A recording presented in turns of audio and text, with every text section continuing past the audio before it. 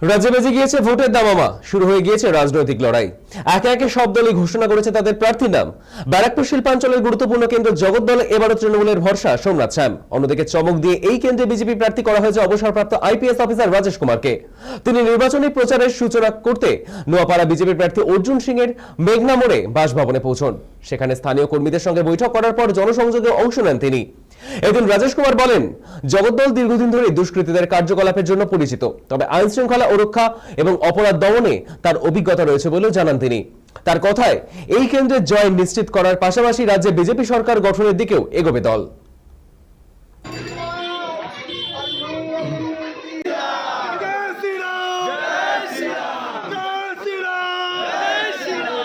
আমি এখানে আসলাম, সব মানুষের সঙ্গে সকালের সঙ্গে আমি মিট করলাম, আর মানে তাদের আশীর্বাদ নিয়ে, মায়ের আশীর্বাদ নিয়ে আমি শুরু করেছি। আর খুব ভালো লাগছে, খুব পজিটিভ ভাইবস আসছে। আমরা জগদ্দল বিধানসভা কেন্দ্র থেকে বিজয়ী হব এবং পশ্চিমবঙ্গে ভারতীয় জনতা পার্টির সরকার গঠন করা হবে। কি ক্রাইম ক্রিমিনাল অ্যাক্টিভিটিস যে আছে আমি খুব ভালো বুঝি একে কীভাবে দমন করা যাবে। যখন ভারতীয় জনতা পার্টির সরকার এখানে আসবে আপনি দেখবেন কি কীভাবে দি রুল অফ ল এখানে এস্টাবলিশ হবে। মানুষ কি আস্থা পাবে?